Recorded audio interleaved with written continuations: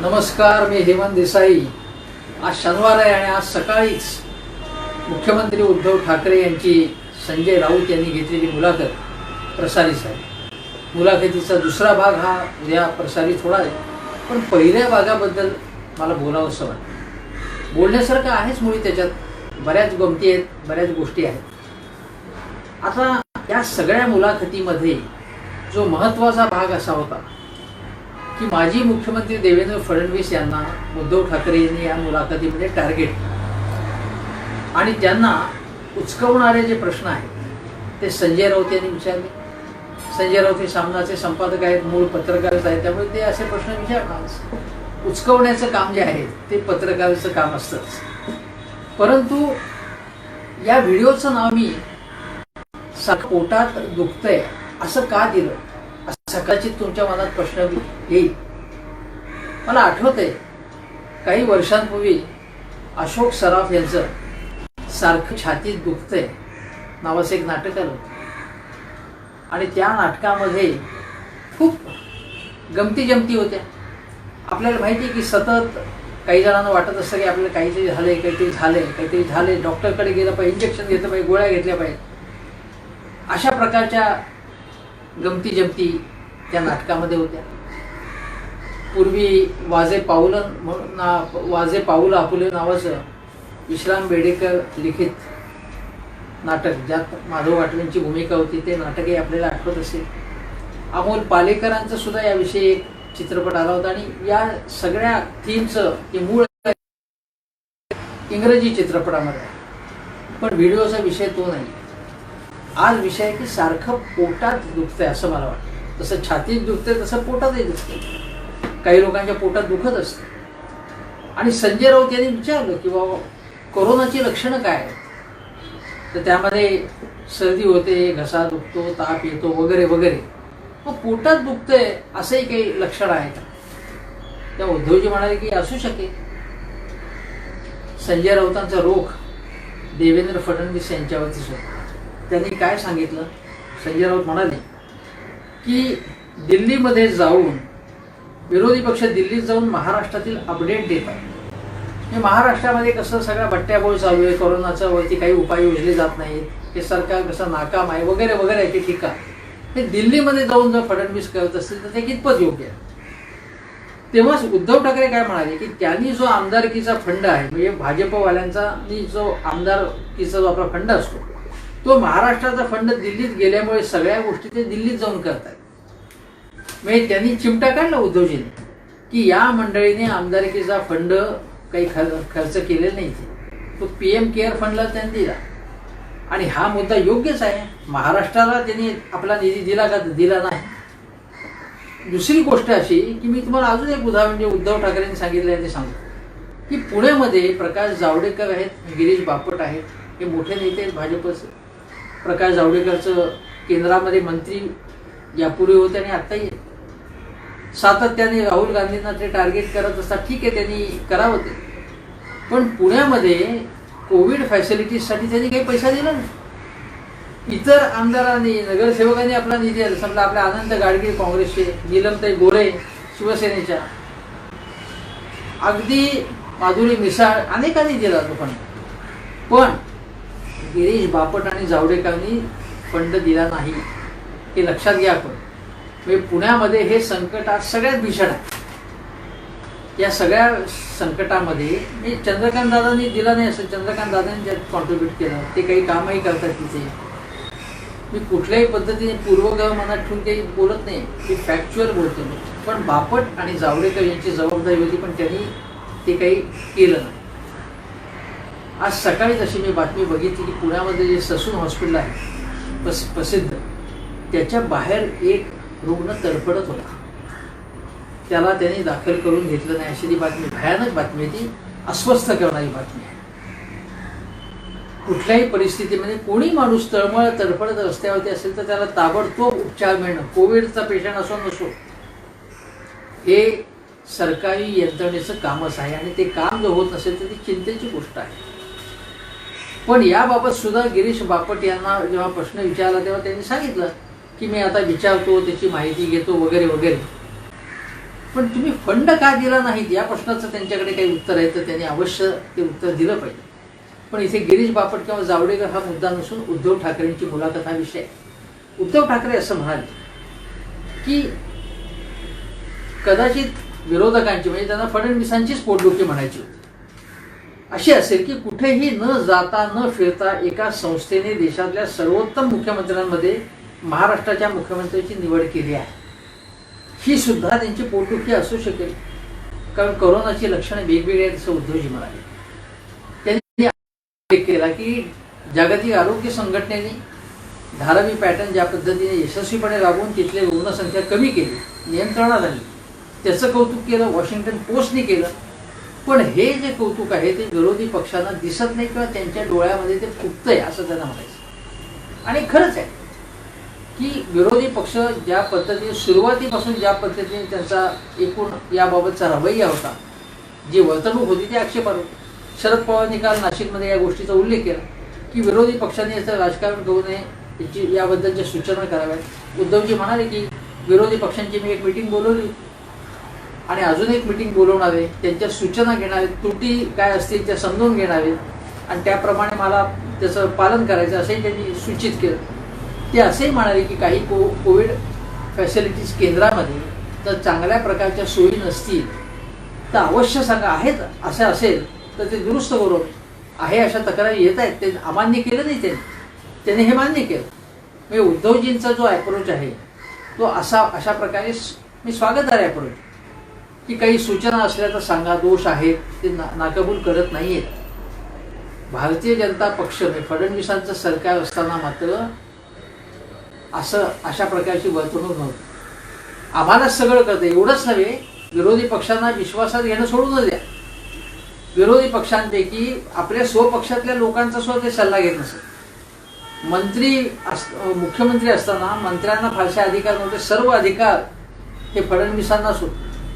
फडणवीस सगळे निर्णय घ्यायचे आणि मीच सगळं करतो असं ते संपूर्ण त्यांचा जो अभिनय सगळा जो पवित्रा होता तो असा होता.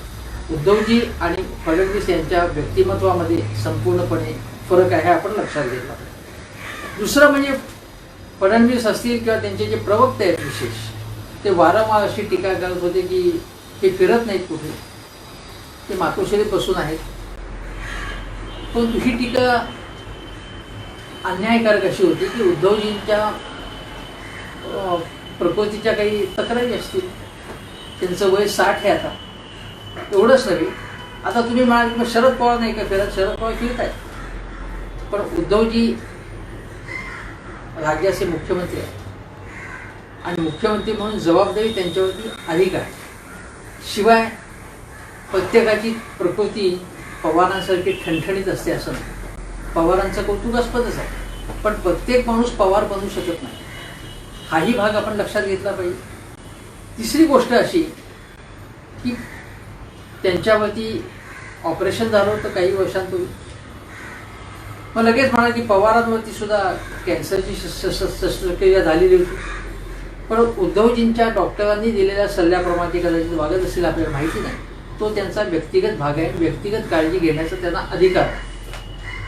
परंतु तरीही ते अजिबात फिरत नाहीत असं नाही. ते फिरलेले, कोकणातही ते गेलेले, अन्य ठिकाणी गेलेत, मुंबईत ठिकठिकाणी फिरलेले. कोविड फॅसिलिटी सेंटर्सचा त्यांनी संपूर्ण उहापोह त्यांनी केला आहे आणि त्यापूर्वी त्यांनी पाहणी केलेली त्याची. परंतु त्यांनी तरी सुद्धा काळजी घेऊन अधिक फिरायला पाहिजे हे मात्र मला सुद्धा मान्य आहे. पण आत्ता मुद्दा आपला असा आहे की उद्धवजी असं म्हणाले की मी फिरत नाही, घरी बसतो म्हणून माझा अभ्यास होतो असं ते म्हणाले.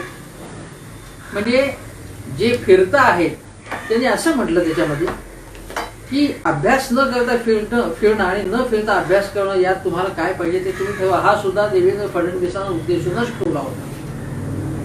आणि त्यांच्या भोवती जे गोंडा घोळत फिरत असतात त्या प्रवक्ते किंवा नेते जे आहेत त्यांची सुद्धा अशीच टीका असते. आता हा प्रत्येकाचा जो आहे तो भाग आहे, हा महत्त्वाचा भाग आहे. मंत्रालयात कमी वेळा गेला अशी जी टीका होती ते म्हणा त्यात काही दम नाही, कारण मंत्रालय बंदच आहे, त्यामुळे त्याला काही अर्थ आहे. दुसरी गोष्ट त्यांनी महत्त्वाची सांगितली की आज तंत्रज्ञान एवढं प्रगत झालं आहे की त्याचा तुम्ही उपयोग करू शकत नसाल तर तुम्ही दुर्भाग्य. तंत्रज्ञानाच्या माध्यमातूनच मी काम करतो असं ते म्हणाले. ते असंही म्हणाले की मग काय बैलगाडीतनं फिरायचं का, गावोगावी माणसांना भेटत, त्याऐवजी ताबडतोब झपाट्याने वेगाने जर काम करायचं असेल तर तुम्ही सोशल मीडिया फेसबुकच्या माध्यमातून मी संवाद साधतो किंवा झूमच्या माध्यमातून मी कॉन्फरन्सेस घेतो असं ते म्हणाले नाहीत. पण त्यांना तेच म्हणायचं होते की जिल्हाधिकाऱ्यांशी त्यांनी संवाद साधला, अधिकाऱ्यांशी संवाद साधलेला आहे, व्हिडिओ कॉन्फरन्सच्या माध्यमातून ते संवाद साधत आहेत हे त्यांना म्हणायचं आहे. आणि यात सुद्धा काही टीका करण्यासारखं काहीच नाही. राजकीय आव्हानांची मला काही चिंता नाही आहे. दुसरी गोष्ट त्यांनी अशी सांगितली मुलाखतीमध्ये की लॉकडाऊन आहे ते लॉकडाऊन उठवणं याबाबत तुम्ही जो काही निर्णय घेत आहे त्याबाबत लोक टीका करत आहेत. म्हणजे असं म्हटलं जातं की महाविकास आघाडी सरकारमध्येच कठोरपणे लॉकडाऊन असावं असं उद्धवजींचं म्हणणं होतं आणि शरद पवार आणि अन्य मंडळींचं म्हणणं होतं की लॉकडाऊन उठवावं, उद्योगधंदे आणि अर्थव्यवस्था सुरळीत व्हायला. आता याबाबत मतभेद असतील, पण उद्धवजींचं म्हणणं असेल की लॉकडाऊन टप्प्याटप्प्यानेच उठवला पाहिजे आणि जर आपण योग्य काळजी घेतल्याने उद्या जर माझी जनता त्यापैकी लोकांचा मृत्यू झाला तर त्याची मला काळजी अधिक आहे. आणि म्हणून तुम्ही अर्थव्यवस्थेमध्ये किंवा तुम्ही रोजगार करण्यासाठी उद्योगधंदे किंवा एखाद्या नोकरी उद्योगधंदे तुमचे असतील किंवा नोकरी करत असाल तर ते करण्यासाठी मी जिवंत असला पाहिजे असं त्यांना म्हणायचं. आणि म्हणून मी अधिक सावध आहे, मी अधिक काळजी करतो कारण मला या जनतेची काळजी असं त्यांनी सांगितलं. आता या सगळ्या याच्यामध्ये मी जे म्हणतोय की सारखं पोटात ज्यांच्या दुखतं आहे, जे या सरकारने काहीच केलं नाही, हे नालायक सरकार आहे असं ज्यांना म्हणायचं आहे त्यांना उद्धव ठाकरे यांनी सडेतोड उत्तर दिलेलं आहे हे नक्की. आता त्याच्यामध्ये एक दुसरी गोष्ट त्यांनी अशी केली आहे की या सगळ्या मुलाखतीमध्ये कुठेही नरेंद्र मोदींवर त्यांनी टीका केली नाही. म्हणजे संजय राऊत यांनी त्यांना उचकवण्याचा प्रयत्न केला बरा, जो त्यांनी करायलाच पाहिजे पत्रकार म्हणून, पण तरी सुद्धा मोदीजींनी कोरोनाच्या बाबतीत महाराष्ट्र सरकारला मदत केलेली आहे असं ते म्हणाले. एवढंच नव्हे तर 38,000 कोटी रुपये जे येणं आहे त्यापैकी काही रक्कम मिळाली का, तर ते असं म्हणाले की मिळती आहे. मग संजय राऊत असं म्हणाले की लॉकडाऊन जसा हळूहळू उठतो तसं हळूहळू ही रक्कम मिळते का, ते म्हणते मिळते. त्या बाबतीत त्यांनी मोदीजींवर टीका केली नाही. एवढंच सांगितलं की कोरोनाबाबत त्यांची मदत मिळते. आणि शिवाय मोदीजींबरोबर व्हिडिओ कॉन्फरन्स झालेली आहे, त्यामध्ये काही सूचना आम्ही केल्या, त्यांनी केल्या असंही त्यांनी सांगितलं. कुठेही त्यांनी त्यांच्याबाबत अवाक्षर काढलं नाही. जी काही टीका, जो काही हल्लाबोल केला तो फडणवीसांवरतीच त्यांनी केलेला आहे हे आपण लक्षात घेतलं पाहिजे. राजकारणामध्ये काही घडू शकतं. म्हणजे उद्या इक्वेशन्स कशी होऊ शकतात, समीकरणं कशी निर्माण होऊ शकतात. फडणवीस असं सांगत होते की 2.5 वर्षाचा मुख्यमंत्री हे माझ्या देखत काही बोलणं झालं नाही. पण उद्धवजी आणि शिवसेनेला आता असं सुचवायचं असावं कदाचित की केंद्रीय नेतृत्वाची याला हरकत होती असं जे राज्य नेतृत्व दाखवते त्यात काही तथ्य नाही.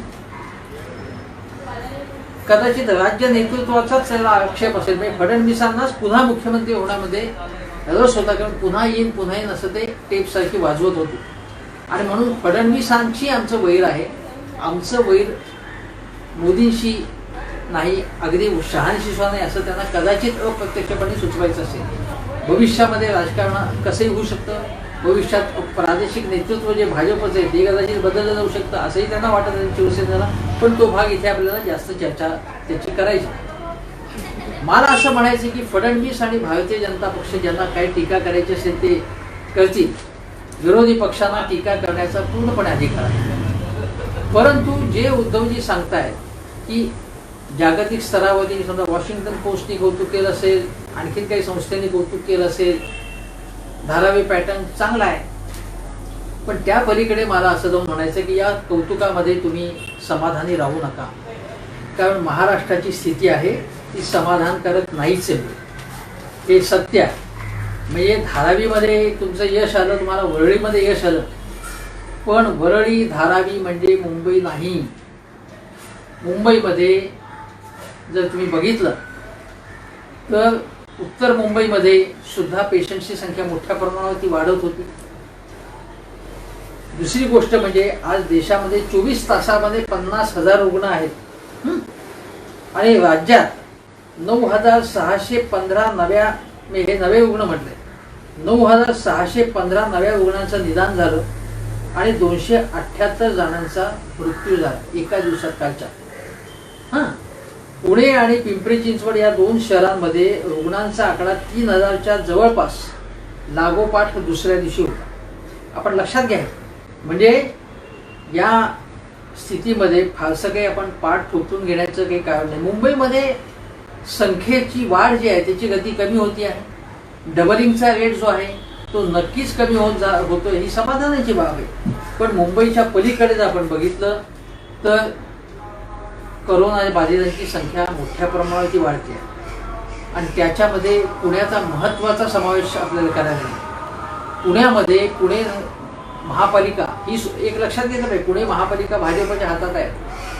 पुणे महापालिकेमध्ये सुद्धा जी साधन सामुग्री, वैद्यकीय सामुग्री विकत घेतली जाते आहे, PPE किट्स असतील, आणखीन काही गोष्टी असतील, मास्क असतील, त्याबाबत सुद्धा आरोप केले जात आहेत की मोठ्या जास्त किमतीला ते खरेदी केली जात आहे. आता भाजपच्या ताब्यात महानगरपालिका आहे म्हणून महाराष्ट्र सरकारने त्यात लक्ष घालायचं नाही असं नाही. विरोधी पक्ष जे असतील तिथे काँग्रेस असेल, राष्ट्रवादी असेल, त्यांनी जाब विचारला पाहिजे ना याच्यामध्ये. परंतु इथे असं आहे की ज्याप्रमाणे मुंबई महापालिका त्याप्रमाणे पुणे महानगरपालिकेमध्ये सुद्धा जे स्टँडिंग कमिटी असते त्या कॉर्पोरेशनने एकूण स्टँडिंग कमिटीला विलासराव अंडरस्टँडिंग कमिटी म्हणायचे. म्हणजे सत्ता कोणाची असो सगळे पक्ष एकत्र होऊन खरेदीचे निर्णय घेतात. आता पुणे महानगरपालिकेत अशा गोष्टी होत असल्याच्या गोष्टी माझ्या कानी आलेल्या आहेत. त्यातलं तथ्य जाणून घेतलं पाहिजे आणि मुख्यमंत्र्यांनी त्याच्यामध्ये लक्ष घातलं पाहिजे. राजेश टोपे आरोग्यमंत्री त्यांनी त्याच्यामध्ये लक्ष घातलं पाहिजे. पुण्यामध्ये ससूनचा मी ज्याचा उल्लेख केला त्यामध्ये त्यांची कपॅसिटी मर्यादित आहे. आता नायडू रुग्णालय आहे पुण्यामध्ये, पण पुण्यामध्ये सुद्धा कोरोनाच्या संदर्भामध्ये रुग्णाच्या असंख्य तक्रारी आहेत. त्या तक्रारींचा निपटारा झाला पाहिजे, फॅसिलिटीज वाढल्या पाहिजेत, ही गोष्ट आपण लक्षात घेतली. महत्त्वाची गोष्ट म्हणजे शिवसेना ही मुंबईमधूनच वाढली, मुंबईत तिचा जन्म झाला. पण मी मगाशी सांगितलं म्हणजे मुंबई म्हणजे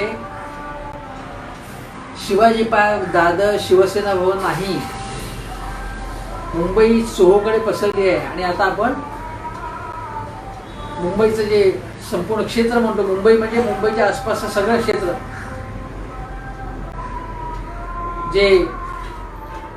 जो आसपासचा परिसर आहे तो अगदी अलिबाग पण आपण घेतो की मुंबईचा जो आसपासचं क्षेत्र आहे, जे ठाणे जिल्हा आहे, डहाणू, पालघर आहे, हा भाग सुद्धा आपण आपल्याला विचारात घ्यावा लागतो. तेव्हा या भागामध्ये सेवा सुविधा कशा आहेत ते आपण बघितलं पाहिजे. महाराष्ट्रात अन्य शहरात काय परिस्थिती आहे ते बघितलं पाहिजे. परंतु महाराष्ट्रात महाविकास आघाडीचं सरकार आहे. मी तुम्हाला डेटा सांगतो काय. आता बघा,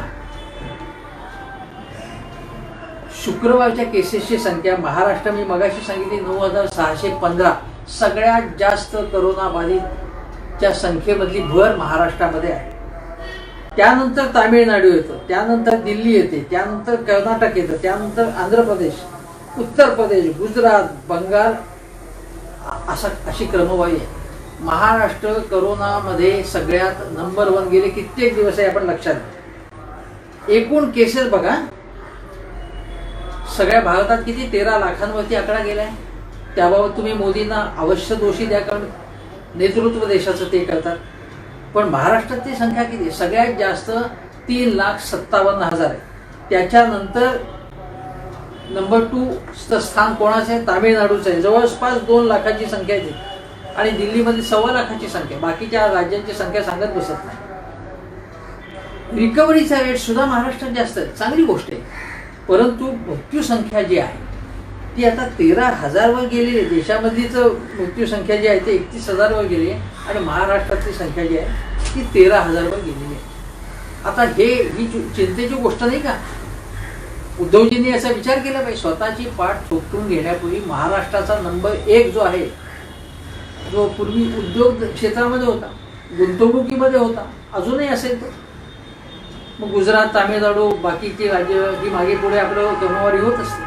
पण उद्योगधंद्यामध्ये पुढे असलेला महाराष्ट्र हा करोनाच्या संकटामध्ये पुढे यावा आणि या महाराष्ट्रामध्ये आरोग्यावरचा जो खर्च आहे तो काही राज्य आपल्यापेक्षा जास्त खर्च करतात.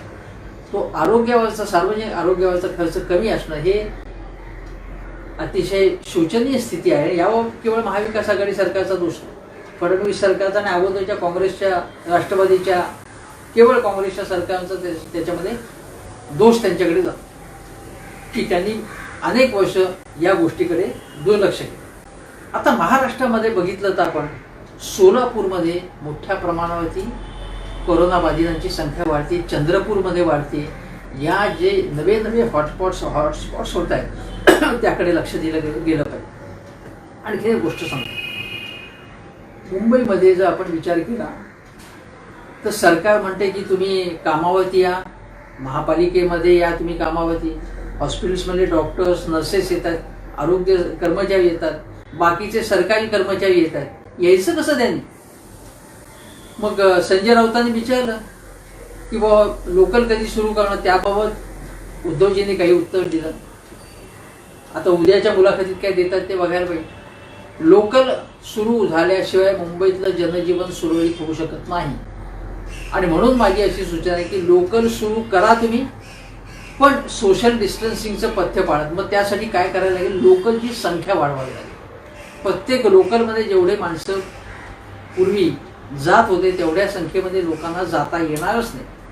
स्टेशनमध्येच तुम्ही आज तेवढ्या संख्येतल्या लोकांना प्रवेश देऊ नका वाटलं, पण त्याचं काहीतरी नियोजन, त्याचा आराखडा तर बनवा तुम्ही. किमान आराखडा बनवलाय का? कधीतरी तुम्हाला लोकल सुरू करायचे ना, सरकारने काही आराखडा बनवलाय का? त्याबाबतची कुठलीही गंधवार्ता माझ्या तरी कानावरती आहे. दुसरी गोष्ट, मुंबईमध्ये BSTच्या बसेस, अनेक बसेस तुम्हाला रस्त्यावर दिसतच नाहीत. अनेक नंबरच्या बसेस ज्या संख्येत दिसायला पाहिजे. आता त्यामध्ये अत्यावश्यक सेवे पलीकडे सुद्धा लोकांना बसनी प्रवास करता येतो, पण बसेसच्या रांगाच्या रांगा दिसतात. मी स्वतः माझ्या डोळ्यांनी बघतो जवळपास आमच्या भागात आणि अन्य ठिकाणी सुद्धा मी असं ऐकतो. मग बसेसची संख्या तुम्ही BSTची वाढवली आहे का? ST बसेस रस्त्यावरती उतरवल्या आहेत का त्या संख्येमध्ये? ST बसेसनी तुम्ही स्थलांतरित मजुरांना, परप्रांतीयांना पाठवलं तुम्ही, चांगली गोष्ट केली. पण एसट्या ज्या आहेत, ज्या आता ST प्रवास आता जवळपास बंदच आहे, त्या ST गाड्या, बसेस या तुम्ही का नाही रस्त्यावर उतरव जास्तीत जास्त?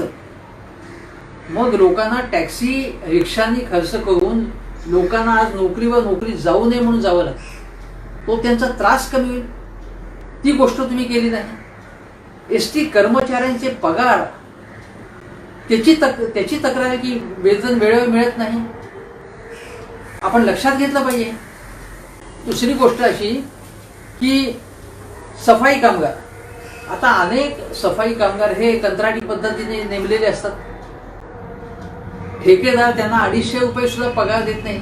त्यांच्या मागण्या सफाई कर्मचाऱ्यांची की आम्हाला किमान वेतन तरी दिलं पाहिजे, ते किमान वेतन दिलं जात नाही.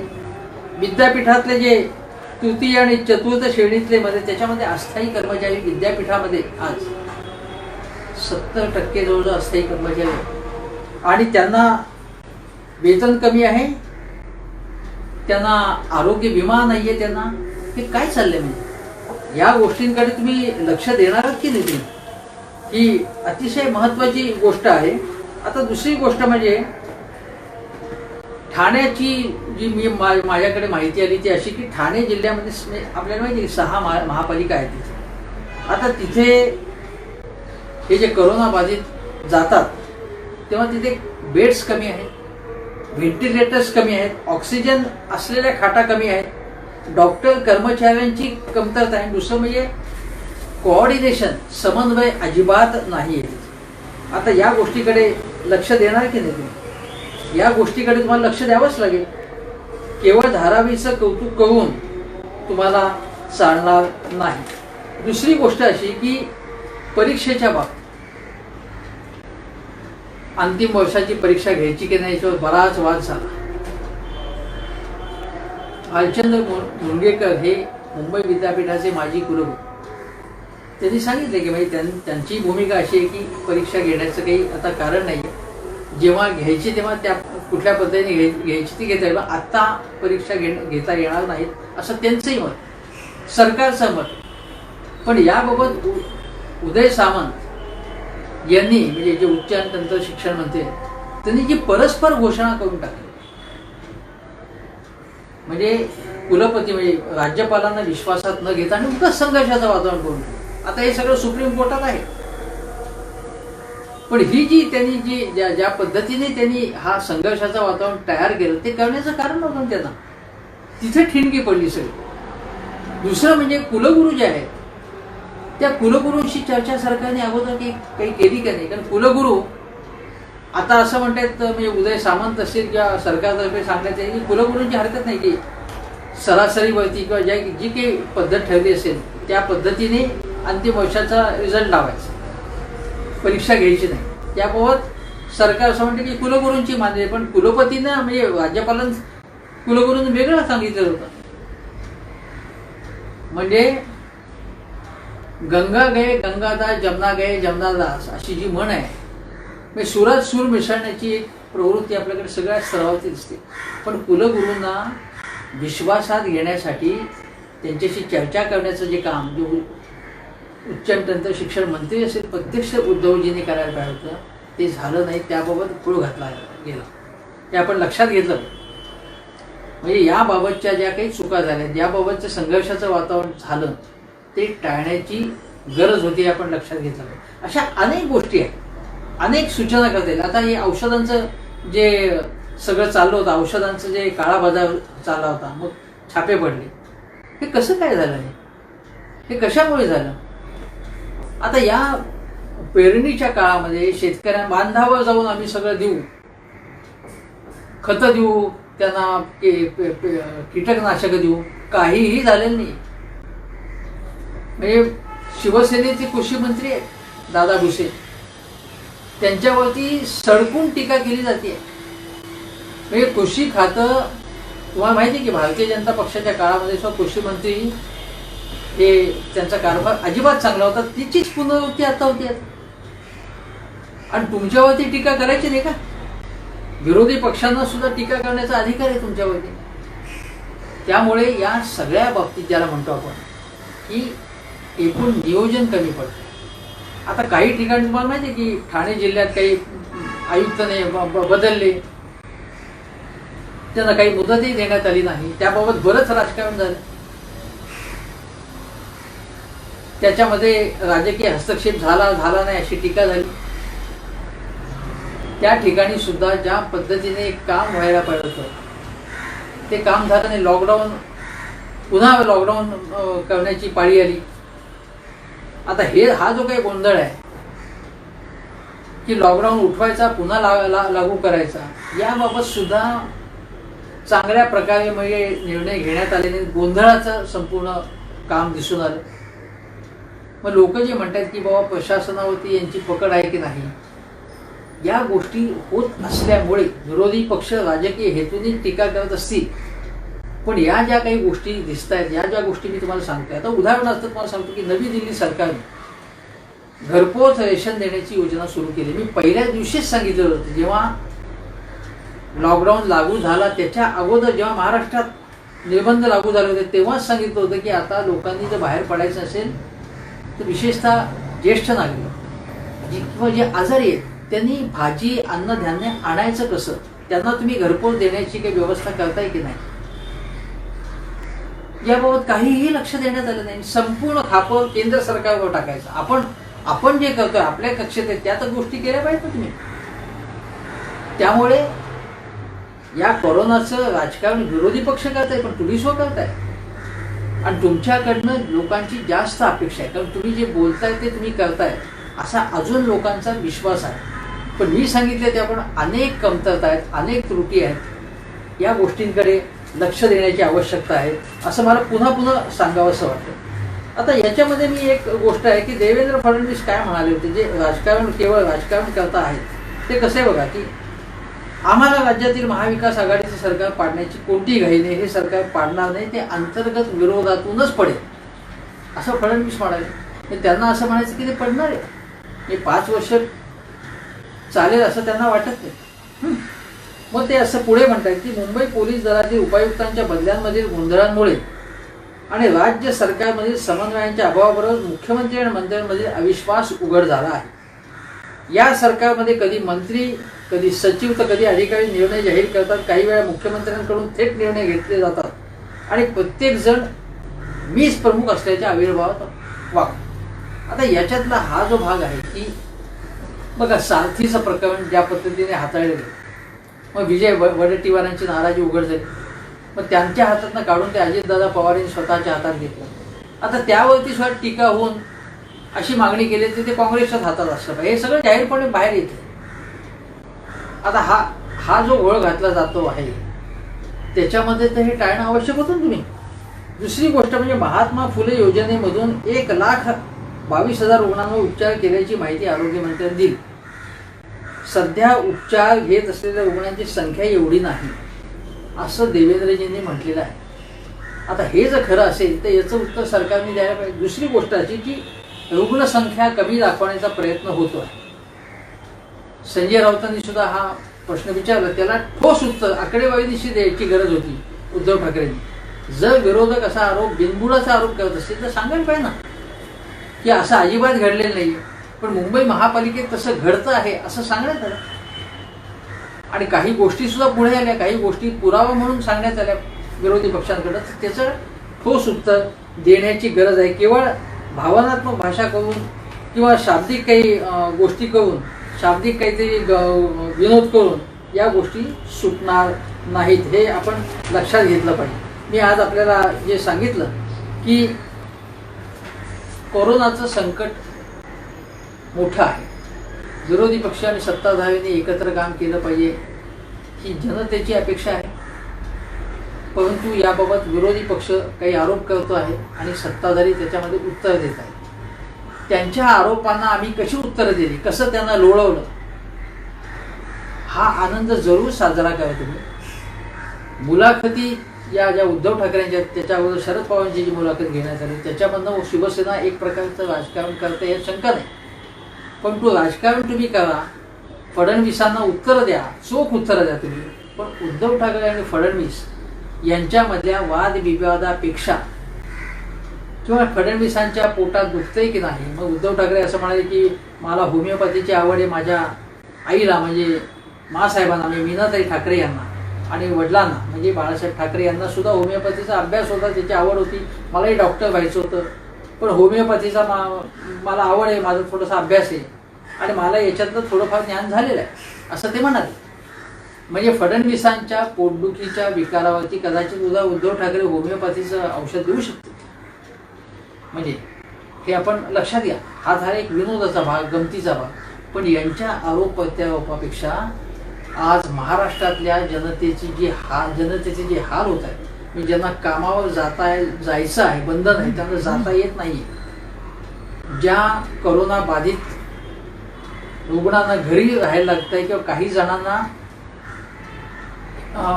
कोविड सेंटरमध्ये राहायला लागते, तिथे फॅसिलिटी चांगल्या मिळत नाहीये. काही ठिकाणी लोक उपचारा अभावी तडफडत आहेत, तळमळत आहेत, अशी उदाहरणं समोर आलेली आहेत. याचं भान उद्धव ठाकरे यांना नाही असं नाही. ते म्हणाले की काही त्रुटी असतील त्याची मला हे वास्तव माहिती आहे आणि त्याच्याबाबत आम्ही उपाय योजू, पण केवळ उपाय योजू असं सांगून उपयोग नाही. फेसबुक लाईव्ह ऑनलाईनच्या माध्यमातून तुम्ही कोऑर्डिनेशन करा, पण समन्वयामध्ये किंवा प्रशासनामध्ये यंत्रणा कमी पडते आहे, आरोग्य सुविधा कमी आहेत. त्यासाठी तुम्हाला आज कर्ज उभारणी करून खर्च वाढवण्याची गरज आहे आरोग्य सुविधांवरती.